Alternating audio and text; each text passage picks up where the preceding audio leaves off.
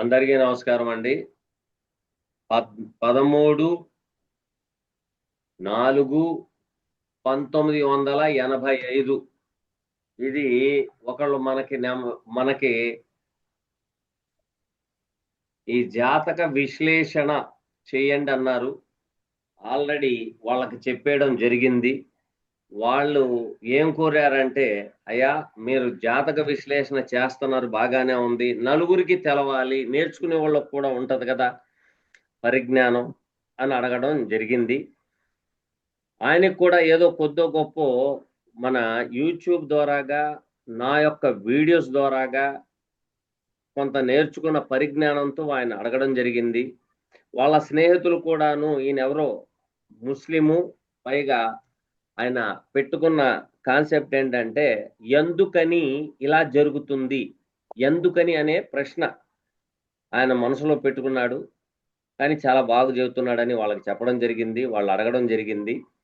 ఈరోజు మనం దీంట్లో మీకు పుస్తకంలో ఉన్న జ్ఞానం వేరు, ప్రాక్టికల్గా ఉండే జ్ఞానం వేరు. ఇది మీరు చూసుకోవాల్సిన ముఖ్యమైన పాయింట్. చాలా మంది గురువు నీచులో ఉన్నాడు, బుధుడు నీచులో ఉన్నాడు, శుక్రుడి నీచులో ఉన్నాడు, అదున్నాడు ఇదున్నాడని అంటారు. జ్యోతిష్య పుస్తకాల్లో ఇవే ఉంటాయి. నీచులో ఉండినా ఉచ్చంలో ఉండినా ఏ గోలైనా పెట్టండి, నాకు అనవసరం. పరాశర మహర్షి చెప్పారు ఆయన. ఆ చెప్పింది కొంచెం, దాన్ని మనోళ్ళు ఏం చేశారంటే గోరంతా చెప్తే కొండంత చెప్పినట్టుగా రాసేశారు. రాసేసిన తర్వాత ఇంకేముందంటే జనాల్లో ఒక భయభ్రాంతం వచ్చేసింది. శాస్త్రం అంటేనే తలకాయ నొప్పి, భ్రష్టత పట్టించేశారు. ఇప్పుడు చెప్తాను చూడండి. లగ్నములో, మేష లగ్నములో కుజరాహువు, సప్తమంలో కేతువు, అష్టమములో శని, 10వ భావంలో జూపిటర్ అండ్ మూన్. ఓకేనా? ఇక 12వ భావంలో రవి శుక్ర బుధ. ఇది రాసుకోండి మీరు. రవి శుక్ర బుధ. ఇక్కడ గురువు నీచులో పడ్డాడు. పాయింట్ క్యాచ్ చేయాలి. నేను ఎందుకు చెప్తున్నానంటే, మీరు రాబోయే కాలంలో ఆస్ట్రాలజర్స్ కాబట్టి, పైగా నాకంటే గొప్ప చాదస్తుడు ఆస్ట్రాలజీలో ఎవరు లేడు. నాకు తెలిసి ఎవరు లేడు ప్రస్తుతానికి. అంత చాదస్తం నాకు. ఎందుకని అనే పదమే ఆడతాను, వేరేది వాడుకోను నేను. ఇక్కడ గురువు మకర రాశిలో నీచబడడం, బుధుడు 12వ భావంలో నీచబడడం గమనించవలసిన విషయం. సో ఇక్కడ వాళ్ళందరూ ఏం చెప్పారంటే, 2 గ్రహాలు నీచబడిపోయినాయి కాబట్టి మీ జీవితం ఇంతే అని అన్నారు. నేను దీంట్లో ఒక చిన్న పదం ఒకటి వాడుకుంటాను, బాగా గుర్తుపెట్టుకోండి. ఈ జాతకుడు రామాయణంలో వాలియా ఎవరు? ఆయన ఎదుటి వ్యక్తి యొక్క పవర్ ని లాక్కునేది ఎవరు? వాలియేనా? ఏం సార్? రామాయణం వాలి అనే అతను ఎంతైతే బలాన్ని లాక్కుంటాడో 50% ఎదురుగా ఉన్న ఎనిమి యొక్క పవర్ ని 50% లాగేసుకుంటాడు. ఆ లాక్కునే తత్వం ఎలాగుందో ఈ జాతకుడు కూడా అలాగే ఉంది. ఇదేంటండి, దీంట్లో ఇలా కూడా ఉంటాయా జ్యోతిష్యంలో అంటే? ఉంటాయి. ఎందుకంటే లగ్నం చూడండి, కుజరాహువులు. కుజుడు అక్కడ తన స్వక్షేత్రంలో ఉండు రాహుతో సంబంధం పెట్టుకుంటాం. కుజరాహుల యొక్క కాంబినేషన్, వీళ్ళ వంశంలో 2 వివాహాలు కానీ, మృత శిశువు జననం కానీ, అకాల మృత్యు కానీ, అబాషన్స్ కానీ ఉంటాయి. అది 100% రెండోది, గురువు దశమంలో నీచపడ్డారు, కానీ దశమాధిపతి ఇక్కడ చూడండి 11, 12 అధిపతి అయిన శని అష్టమంలో ఉండి గురువు మీద దృష్టి పెట్టాడు ఆయన. అలాగే 4th లార్డ్ అయిన మూన్ మీద దృష్టి పెట్టాడు. కుజుడికి నుండి జూపిటర్ అండ్ మూన్ కేంద్రాల్లో ఉన్నారు. బుధుడి నుండి త్రికోణంలో శని ఉన్నారు. శనికి కోణంలో శుక్ర, రవి, బుధులు ఉన్నారు. ఇది గమ్మత్తు. దీనికి ఏం చెప్పారంటే గురువు నీచబడిపోయాడు కాబట్టి నువ్వు ఇబ్బంది, బుధుడు నీచపడ్డాడు కాబట్టి ఇబ్బంది. అయితే నేను దీనికి ఒకటే చెప్పాను, ఈయన జీవితాంత కాలం బతికినంత కాలం ఇంకొక గంటలో పోతాడనగా తినడానికి తిండి, ఉండటానికి ఇల్లు, కట్టుకోవటానికి బట్ట, తిరగడానికి బండి, ఇవైతే పక్కాగా ఉంటాయి. పక్కాగా. ఎందుకుంటాయి? Second and seventh lord venus in the ఉచ్చ ప్లేస్ లో ఉన్నాడు కదా సార్? ఉచ్చ ప్లేస్ లో ఉన్నాడు, కానీ ఆ లగ్నానికి ద్వితీయ సప్తమాధిపతి అయ్యి 12లో కూర్చున్నాడు. రవి, బుధులు కూడా ఉన్నారు. ఇక్కడ ఏం చెప్తుందంటే ఈ అన్ని గ్రహాల కంటే మెయిన్ గ్రహం దేన్ని పట్టుకోవాలి అంటే శాటర్న్ ని పట్టుకోవాలి. Saturn 11th and 10th lord in the place of 8th అంటే వృత్తికారకుడు, కర్మకారకుడు అయిన శనేశ్వరుడు అష్టమ స్థానంలో ఉండడం. ఇక్కడి నుంచి అసలు జీవితం స్టార్ట్ అవుతుంది. బాగా గుర్తుపెట్టుకోండి. 8వ భావము అనగానే మన జ్యోతిష్య పుస్తకాలు మనోళ్ళు చెప్పేది ఏంటంటే మీకు యాక్సిడెంట్లు అయిపోతాయి, మీకు పోలీసు పట్టుకుపోతారు, మీకు హాస్పిటల్ వెళ్ళిపోతారు, మీకు సర్జరీస్ జరుగుతాయి, మీరు అవసరం వస్తే జైల్లో కూడా వెళ్ళిపోతారు, హాస్పిటలైజేషన్, ఈ దిక్కుమాలని అన్ని చెబుతారు మనోళ్ళు. అసలు ఈ శనేశ్వరుడు ఈ జాతకుడికి ఒక్కడి కోసమే ఉన్నాడా? అది ఆలోచించండి. ఇక్కడ ఏం చెప్తున్నాడు? 11th and 10th lord in the place of 8th. నీ జీవితం, నీ యొక్క కెరియర్ ఏముందయ్యా అంటే అష్టమ భావంతో సంబంధం పెట్టుకున్నాడు. 11 అంటే ఏంటి? పెద్దవాళ్లతో, పెద్ద మిత్రులతో సోషల్ సర్కిల్ ఇన్వాల్వ్మెంట్ అని చెప్పింది. 10 అంటే ఏంటి? కెరియరు అని చెప్పింది. ఈ రెండింటిని తీసుకొచ్చి 8వ భావంలో కూర్చోండి. 8వ భావం unexpected, research and development, transformation, insurance, chartered accountant, criminal law. Point catch చేయాలండి, బాగా గుర్తుపెట్టుకోండి. క్రిమినల్ లా ఇన్ని ఉన్నాయి. వీటిల్లో ఒక ఉద్యోగం ఈయన చేస్తాడు. ఈయన యొక్క కెరియర్ అక్కడ ఉంటది. సో అక్కడ ఉండి 8th లో ఉన్న శాటర్న్ యొక్క యాస్పెక్ట్ చంద్రుడి మీద, గురువు మీద పడుతుంది.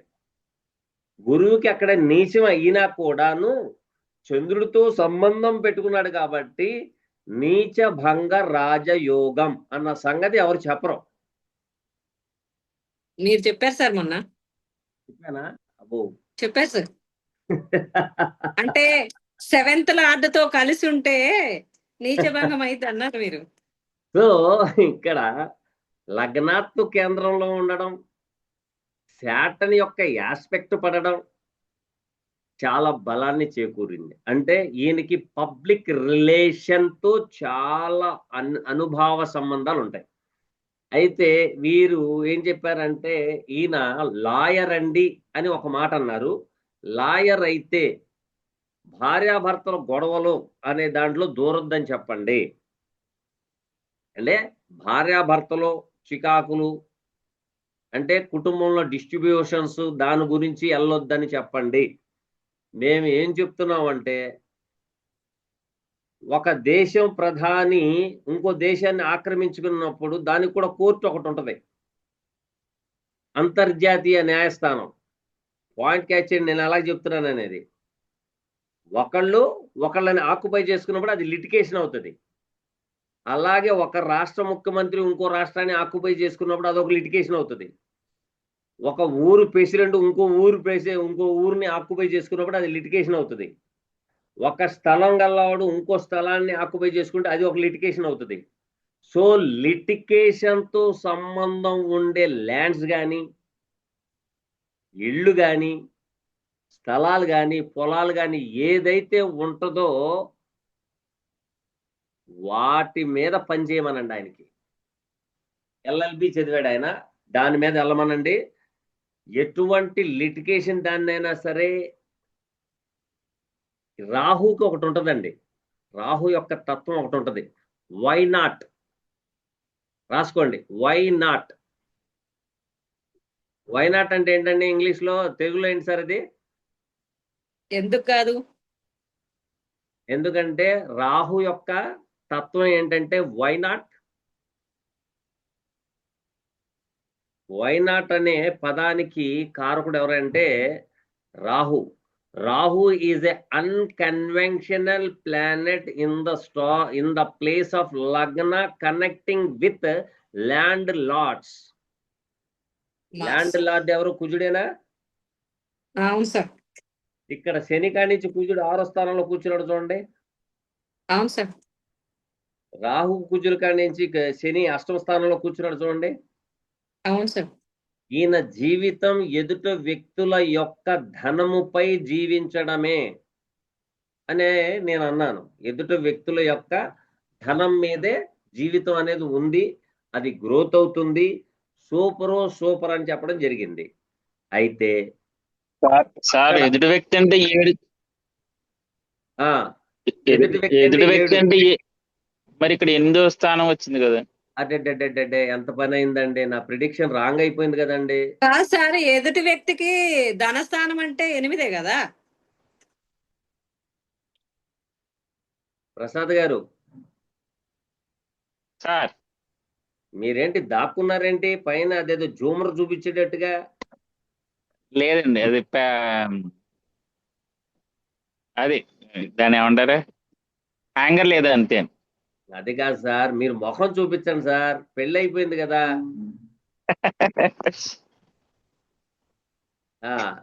ఇప్పుడు ఎదుటి వ్యక్తి యొక్క జేబు ఎక్కడ ఉంటది? 2వ స్థానమే కదా. రెండో స్థానం అండి. కాబట్టి ఎదుటి వ్యక్తి యొక్క ధనముతో జీవనోపాధి, అన్హెరిటేజెస్ ప్రాపర్టీస్ అండ్ ఇన్కమ్ అనేది తన యొక్క జీవితంలో భగవంతుడు రాసేసాడు. ఓకేనా? సో ఏంటంటే మకర రాశి. మకర రాశి అంటే ఏనుగును కూడా లాక్కు నిలిపోగలదు. క్రొకడైల్ పట్టుదల. Same to same. ఆయనది శ్రావణ నక్షత్రం, నాది ఉత్తరాషాఢ నక్షత్రం 2వ పాదం. ఓకేనా? మళ్ళీ ఆయన ఎక్కడ చూస్తున్నాడు? 4th house చూస్తున్నాడు చూడండి. మూన్ తన స్వంత క్షేత్రాన్ని చూస్తున్నాడు. స్థలం కానీ పొలం కానీ ఇల్లు కానీ ఖచ్చితంగా ఉంటుంది.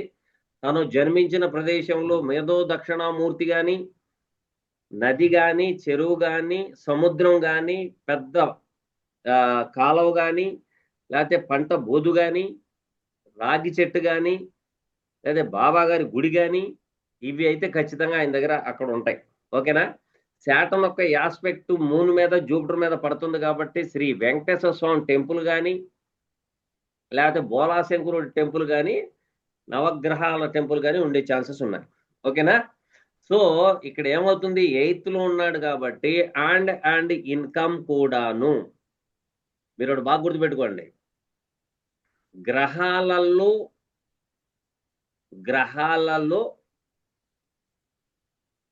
ధర్మాన్ని, సనాతన ధర్మాన్ని పాటించేది శాటన్.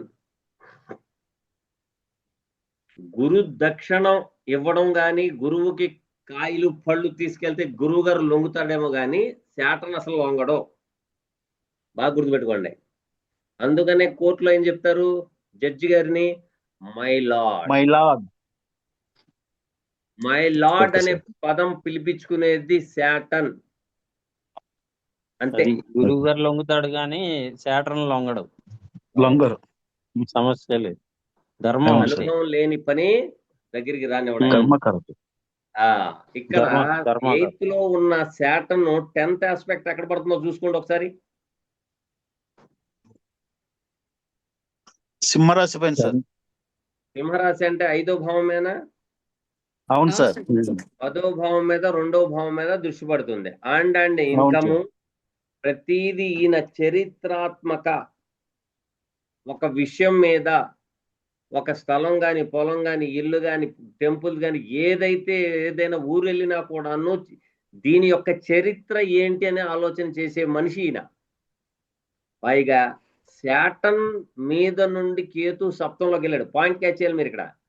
శాటన్ మీద నుండి కేతు వెళ్ళాడు. కేతు ఏం చెబుతున్నాడు? In depth knowledge. ఒక కేసు చెప్తున్నాను. టేకప్ చేస్తే దానికి పూర్వపు ఏముంది అనేది ఆలోచన. అసలు ఈ తప్పు ఎక్కడ జరిగింది, వెనక జరిగిందా, దాని వెనక జరిగిందా, దాని వెనక వెనక వెనక వెనక జరిగిందా అంటే పురాతనంగా పాతదిగా దాని యొక్క చరిత్రని తోడే మనిషి అన్నమాట, డిగ్గింగ్. సో ప్రతి దాంట్లో కూడాను తను డెప్త్ నాలెడ్జ్ ఉండడం. రాహు కాడ నుండి జూపిటర్ 4వ భావంలో ఉండడం, ఈయనకి తర్కవాదన పాయింట్ క్యాచ్ మీరు ఇక్కడ. తర్కవాదన అండ్ సైంటిఫికల్లీ ప్రూవబుల్ ఉంటేనే ఈయన నమ్ముతాడు, లేకపోతే నమ్మడం. రెండో పదం చెప్పారు ఏమని, అందరూ జ్యోతిషులు అవుట్ ఆఫ్ కంట్రీ వెళ్ళండి అన్నారు. సరే, అవుట్ ఆఫ్ కంట్రీ వెళ్ళాలంటే ఏం చేయాలి? అప్పుడు 12వ భావం రాహుని తీసుకోవాలి. నేను కాదు అన్నాం, కానీ 12వ భావాధిపతి ఎక్కడున్నాడు? చరరాశిలో ఉన్నాడు, 10వ భావంలో ఉన్నాడు. అంటే ఈయన చేసే వృత్తి వ్యాపారాలు అవుట్ ఆఫ్ కంట్రీకి సంబంధించిన వాటిల్లో ఇన్వాల్వ్మెంట్, ఇంపోర్ట్స్ అండ్ ఎక్స్పోర్ట్స్ లో కానీ అవుట్ ఆఫ్ కంట్రీకి సంబంధించిన ప్రాజెక్ట్ వర్కుల్లో కానీ పనిచేయాల. అయితే ఇతర రాష్ట్రాలు, ఇతర ఊళ్ళకి సంబంధించిన లిటికేషన్ కేసుల్లో కూడా ఈయన తిరుగుతారు కాబట్టి, పాయింట్ క్యాచ్ తిరుగుతారు కాబట్టి వెళ్ళని గుడ్ సరిపోతుంది. ఇప్పుడు ఇదే జాతకం ఒక ఎల్ఎల్బిది కాదు, ఒక డాక్టర్ది కాదు, ఒక సాఫ్ట్వేర్ది కాదు, ఎవరిదయ్యా అంటే ఒక అడుక్కునేవాడు ఉందనుకోండి, అవుట్ ఆఫ్ కంట్రీ పంపించి వెళ్ళిపోయా అంటే వెళ్తాడా అడుక్కునేవాడు? లేదు సార్. లేదు సార్. వెళ్ళలేడు. ఆటో జాని, ఆటో తోలుకునేవాడు వెళ్తాడా? లేదు సార్. లేదు. ఇప్పుడు కూరగాయలు అమ్ముకునేవాడు, ఈ నెట్టుడు బండోడు ఉంటాడు, వాడికైనా సరే అవుట్ ఆఫ్ కంట్రీ వెళ్ళిపోయి అక్కడ అమ్ముకోగలడా? అవును సార్. జ్యోతిష్య శాస్త్రంలో మనకు ఒక రూట్ చెప్పారు. విజయవాడ నుండి హైదరాబాద్ వెళ్ళాలంటే అమ్మవారు గుడి కాడి నుంచి తిన్నంగా వెళ్ళిపోతే హైదరాబాద్ వస్తుంది అని చెప్పారు. ఇప్పుడు ప్రతి ఒక్కరు అదే మాట. విజయవాడ కనకదుర్గమ్మ వారధి ఎక్కిన కాడి నుంచి స్ట్రైట్కి వెళ్ళిపోతే హైదరాబాద్ అండి అంటాను. ఇప్పుడు అదేనా రూటు? ఇంకో రూట్ లేదా? గుంటూరు మీద నుంచి వెళ్ళొచ్చుగా, ఉందండి. జనగాం వైపు నుంచి వెళ్ళొచ్చుగా, వరంగల్ మీద నుంచి వెళ్ళొచ్చుగా. అంటే చాలా ఉన్నాయి. నేనేం చేస్తానంటే స్ట్రైట్కి వెళ్ళే రూట్తో పాటు ఇంకా వేరే రూట్స్ ఏమన్నా ఉన్నాయా అనేది ఆలోచిస్తాను నేను. జ్యోతిష్య శాస్త్రంలో మన వాళ్ళు చెప్పింది ఒకటే మాట, తిన్నగా హైదరాబాద్ పోండి అని. తిన్నంగా హైదరాబాద్ మధ్యలో ఈ నందిగాం దగ్గర లేకపోతే సూర్యాపేట తర్వాత అక్కడ రోడ్డు మొత్తం తవ్వేశారండి, మీరు హైదరాబాద్ వెళ్ళలేరండి అంటే కుదురుద్దా? హైదరాబాద్ వెళ్ళాలి కదా మనం. అవును సార్. జ్యోతిష్య శాస్త్రంలో కూడా అంతే. 12వ భావాన్ని యూటిలైజ్ చేస్తే అవుట్ ఆఫ్ కంట్రీకి వెళ్ళిపోతే మీ యొక్క జీవితం చాలా బాగుంటది అని చెప్పడం జరిగింది. కానీ ఈయన దగ్గర డబ్బులు ఉండాలిగా. ఈయన ఏదో మంచి వ్యాపారస్తుడే కానీ, మంచి వర్కర్, మంచి ఉద్యోగస్తుడే కానీ అయ్యాడు అనుకోండి, వెళ్తాడు. అదే రిక్షా పుల్లరో, బెగ్గరో, లేకపోతే ఆటోతో నడుపుకునేవాడు, లేకపోతే లారీ డ్రైవరో, అది కాదండి. జ్యోతిష్యంలో ఏం చెప్పారంటే కాలానికి అనుగుణంగా మీరు మాట్లాడండి అన్నారు. ఇప్పుడున్న సిచ్యువేషన్స్ బట్టి మాట్లాడండి అన్నారు. అంతేగాని ఇతర దేశాలు వెళ్ళిపోండి అంటే దట్ ఈస్ నాట్ కరెక్ట్. జ్యోతిష్యం చెప్పింది అవుట్ ఆఫ్ కంట్రీకి వెళ్ళమని. కానీ నేనేమంటున్నాను, వేరే రాష్ట్రాల కేసులున్నా సరిపోద్ది, వేరే ఊరు కేసున్నా సరిపోద్ది, వేరే రాష్ట్రంలో ఉన్న ల్యాండ్ లిటికేషన్లో ఉన్న ల్యాండ్స్ దాని మీద వెళ్ళినా సరిపోద్ది. ఎందుకని ఇలాగ జ్యోతిష్య శాస్త్రాన్ని భ్రష్టు పట్టించేస్తున్నారు అనేది నాకు అర్థం కావట్లా. ఇప్పుడు రిక్షా పుల్లర్ ఉన్నాడు, ఏందయ్యా పరిస్థితి? అవుట్ ఆఫ్ కంట్రీ వెళ్ళలేడు, పక్క ఊరికి తీసుకెళ్ళవయ్యా, పక్క ఊరు ఉంటది కదా, పక్క గ్రామానికి తీసుకెళ్ళు. ఆటో వాడు ఉన్నాడు, పక్క ఊరికి తీసుకెళ్ళు. అంటే ఇక్కడ శాస్త్రం ఏం చెప్తుందంటే Rahu and Mars conjunction, Rahu యొక్క యాక్టివిటీ ఏంటంటే తన యొక్క స్వక్షేత్రము, పాయింట్ రాసుకోవాలి మీరు, తను నివసిస్తున్న స్వక్షేత్రాన్ని విడిచిపెట్టి వేరే ప్రదేశానికి వెళ్ళి రావడం, ఇది చెప్తుంది. కానీ లగ్నం సంబంధం వచ్చింది కాబట్టి నీ యొక్క దేహము యాక్టివిటీస్ ఇలాగుండాలి అన్నాడు. సరే, దేహం యాక్టివిటీస్ ఇలాగుండాలన్నప్పుడు పక్కన అనే పదం వచ్చినప్పుడు ఊహాగానానికి కారకుడు, ఇమాజినేషన్స్ కి కారకుడు Rahu. So he is a thinking about out of states, out of country, out of గ్రామము, అవుట్ ఆఫ్ డిస్ట్రిక్ట్. ఆలోచన చేయమనండి. అప్పుడు ఏమన్నారంటే 12th భావంలో ఏం చెప్పారు? యోగా మెడిటేషన్ ఎందుకు చెప్పారండి? నాకు అర్థం కాదు. యోగా మెడిటేషన్ అనేది ఏంటండి? దేనికి సంబంధించింది? 12వ భావానికి సంబంధించిందేనా? అవును సార్. అవును సార్. మళ్ళీ అట్లాంటప్పుడు యోగా మెడిటేషన్ చేసినప్పుడు ఒక పెద్ద హాల్లో కూర్చుని వీళ్ళు దేశాలు దాటాలంటే నీ యొక్క ఆలోచన విధి విధానం, నీ యొక్క సంకల్పం చేయమనే కదా యోగాలో. మెడిటేషన్ అవును సార్. అదే కదా ఉంది. అవును సార్. ఈ జనాన్ని ఎందుకు భయభ్రాంతులు చేస్తా నాకు అర్థం కాదు. అంటే జ్యోతిష్యం రేపొద్దున ఎవడు నమ్మకూడదు. ఆ మహనీయ మహర్షి బృందం మనకి ఎంత కష్టపడితే, ఎన్ని నెలలు సంవత్సరాలు భగవంతుడిని జపం చేస్తే ఆ భగవంతుడు మనకి ఇచ్చిన సంపాదనని మనం ఏం చేస్తున్నాం అంటే భ్రష్టు పట్టించేసి నేను గొప్ప ఆస్ట్రాలజర్ అని దేశం మొత్తం దెబ్బ చేయడం తప్ప వేరేదేం లేదు. అరే మనిషికి నమ్మకం కలిగించండి. ఇప్పుడు ఆ వ్యక్తికి చెప్పారు అవుట్ ఆఫ్ కంట్రీ వెళ్ళిపోవాలి. ఈయన అవుట్ ఆఫ్ కంట్రీ వెళ్ళిపోయి ఏం చేసేయాలి? పిడకలు అమ్ముకోవాలా? ఈయన ఇక్కడ లాయర్ అయితే అక్కడికి వెళ్ళి ఏం చేస్తాడండి? ఇప్పుడు పక్క రాష్ట్రాలు ఉన్నాయి కదా, అక్కడ లిటిగేషన్ ల్యాండ్స్ మీద ఇంపోర్ట్స్ అండ్ ఎక్స్పోర్ట్స్ బిజినెస్ ఇవి చేసుకోవచ్చు. అయితే ఇక్కడ పాయింట్ క్యాచ్ చేయండి మీరు. బుధుడు 3rd and 6th lord in the place of 12th. ఈయన ఎక్కువగా ఆన్లైన్ లో కమ్యూనికేషన్ చేసినా సరిపోతుంది. అవును సార్. ఏమా అవును సార్. Yes sir. సరిపోతుంది. 2nd and 7th లార్డ్ అంటే ఆపోజిట్ పర్సన్ వేరే రాష్ట్రం వేరే ఊర్లో ఉన్నవాడికి ఆన్లైన్ లో మాట్లాడుకుంటే సరిపోతుంది కదా. 12th యూటిలైజ్ చేసుకున్నట్టే కదా. అవును సార్. సో ఇక్కడ మనం తీసుకోవాల్సిన ముఖ్యమైన పాయింట్స్ 12వ భావంలో 5th lord, 2nd lord and 3rd and 6th lord కూడా అక్కడే ఉన్నారు. కాబట్టి హాస్పిటల్లో ఎవరైనా అనారోగ్యవంతులు ఉంటే ఇప్పుడు చూడండి, దాంట్లో చెప్పి మొత్తం రాయండి. ఇప్పుడు మీరు రాసుకోండి. ఆరెంజ్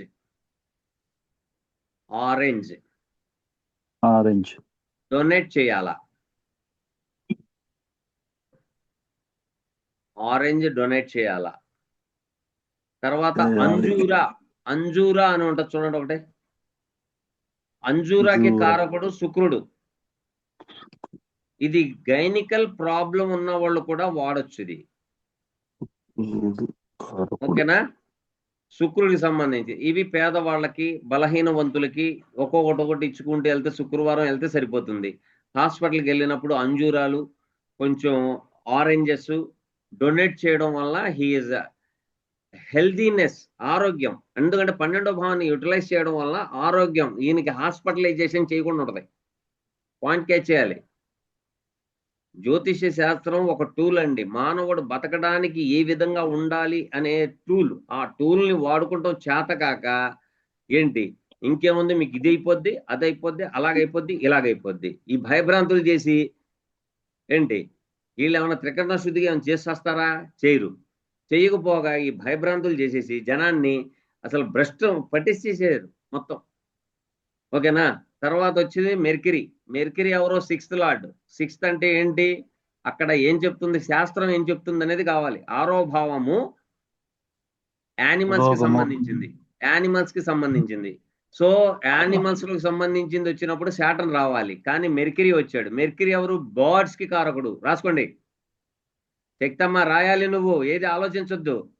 నా బ్రెయిన్ నుంచి ఏమేమి వస్తుంటే అది మీరు రాసేసేయడం ఏమి పని. బర్డ్స్ కి కారకుడు. సో బర్డ్స్ కి కారకుడు కాబట్టి ఎండాకాలంలో కానీ లేకపోతే చలికాలంలో కానీ బర్డ్స్ కి కొంచెం దాణా ఇస్తూ ఉంటే సరిపోతుంది. ఏంటి? బర్డ్స్ కి కొంచెం ఫీడింగ్ ఇస్తే సరిపోతుంది. అయితే యానిమల్స్ కి స్థానాధిపతి కూడా అయ్యాడు కాబట్టి తోటకూర, పాలకూర, బచ్చల కూర, మెంతుకూర ఈ చెత్త చెదరం కాకుండా మంచిది 10 రూపాయలది ఒక కట్ట తీసుకుని వెళ్ళి యానిమల్ కి పెడితే సరిపోతుంది. గోవా ఇది ఉంది కదా, ఏంటి అదే గోవాని ఏమంటారమ్మా తెలుగులో? ఇక్కడ జామకాయని మనం చాలా జాగ్రత్తగా వాడుకోవాలి. పాయింట్ క్యాచ్ చేయాలి మీరు ఇక్కడ. జామ పండు ఎక్కడి నుంచి జామకాయకి వచ్చింది కారకుడు సార్? అమ్మా, జామ పండు ఎక్కడి నుంచి వచ్చింది? జామ పండుకి కారకుడు బుధుడు. రాసుకోండి. బుధుడు బుధుడు బుధుడు బుధుడు ఇక్కడ మనం రెండిట్లో వాడుకోవాలండి. జామ పండుకి 2 విధాలుగా వాడుకోవాలి. పచ్చ జామ పండు ఉంటది, పండు జామ పండు ఉంటది. పండు జామ పండు ఏ కలర్ లో ఉంటదమ్మా? Yellow colour sir. Yellow colour కారకుడు ఎవరు? జూపిటరేనా? అవును సార్. ఆ జూపిటర్ ఇంట్లోనే కదా ఉంది. అవును సార్. పండు జామ పండు. జామ పండు పండుగా ఉండాలి ముసలి వాళ్ళకి. పాయింట్ క్యాచ్ చేయాలి. నేను ఏది చెప్తున్నాను, ముసలి వాళ్ళకి, పెద్దవాళ్ళకి, వయసు గల్ల వాళ్ళకి డొనేట్ చేయడం వలన ఆయనకి ఆరోగ్యరీత్యా చాలా బాగుంటది.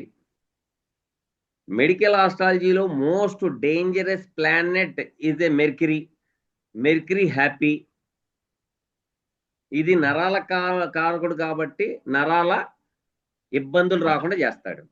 సో ఇది అష్టమ స్థానంలో శని ఉండడం, 8 శనివారాలు శనికి తైలాభిషేకం చేసి ప్రతి నెలలో వచ్చి శనివారం రోజున మొదటి వారములో మొదటి శనివారం కనుక చేస్తే వాళ్ళకి చాలా చాలా మంచి ఫలితాలు. ఇప్పుడు కుంభరాశి, మీనరాశి, మేషరాశి, వృషభ రాశి వాళ్ళు ఇవి దాదాపు ఒక 5 సంవత్సరాలు అంటే కంటిన్యూషన్ గా 8 శనివారాలు చేసిన తర్వాత ప్రతి నెలలో వచ్చే మొదటి వారంలో మొదటి శనివారం కనుక వాళ్ళు ఇలా శనికి తైలాభిషేకం చేసుకుంటే శని హ్యాపీ ఫీల్ అవుతాడు.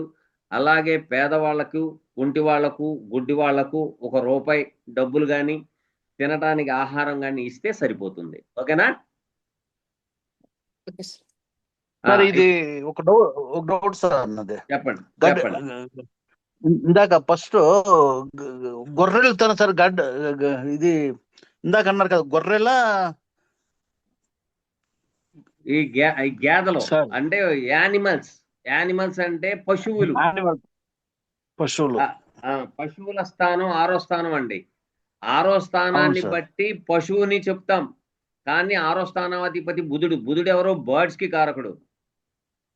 అంటే గొర్రెలు బర్డ్స్ అండి, పక్షులు. ఈ పక్షుల్లో కూడా రకాలు ఉన్నాయండి. పాయింట్ క్యాచ్ చేయాలి మీరు.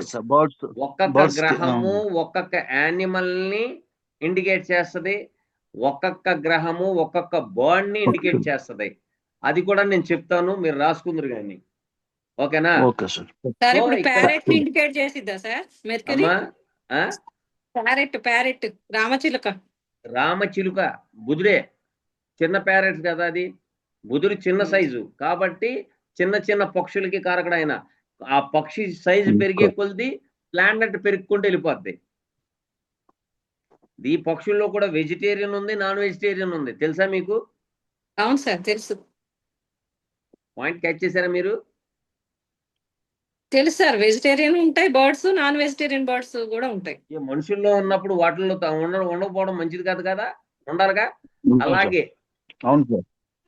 ఒక్క నిమిషం బా నమస్కారం. ఏంటంట పద్మావతి ఎన్నింటికి అది? సరే ప్రశాంతంగా నేను మీటింగ్ పెట్టుకున్నాను. ఆ మీటింగ్ అయిన తర్వాత ఆలోచిద్దాం దాని గురించి. ఓకే.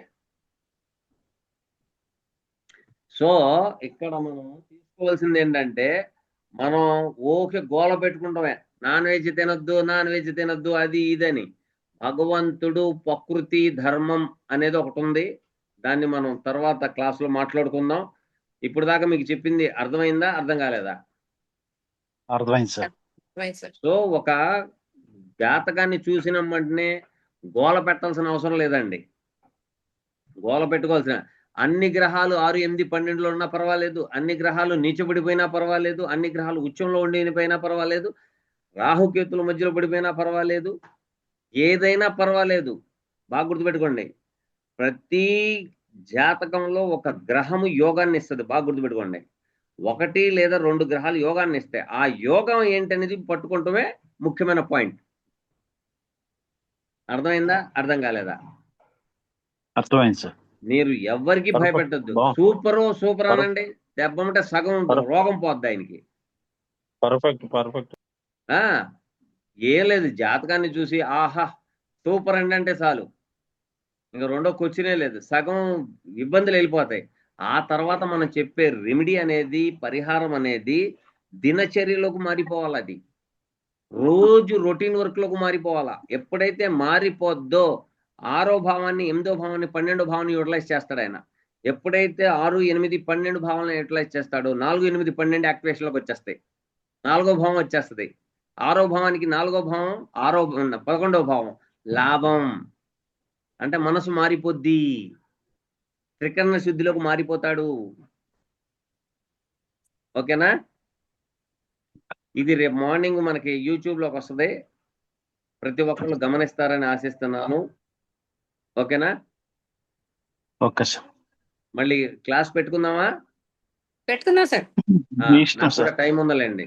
ఇప్పుడు నెక్స్ట్ మనం 8వ భావం గురించి మాట్లాడుకోవాలి. 8వ Okay, sir. భావం గురించి ఇప్పుడు మాట్లాడుకోవాలి. ఓకేనా? ఇది కన్వర్ట్ Okay, sir. అవుతుంది. ఏతులాడు కన్వర్ట్ అయిన గురించి. తర్వాత యూట్యూబ్ లోకి పంపించిన తర్వాత మీకు మళ్ళీ క్లాస్ ఏతులాడు పెట్టడం జరుగుద్ది. ఎయిత్ లార్డ్ గురించి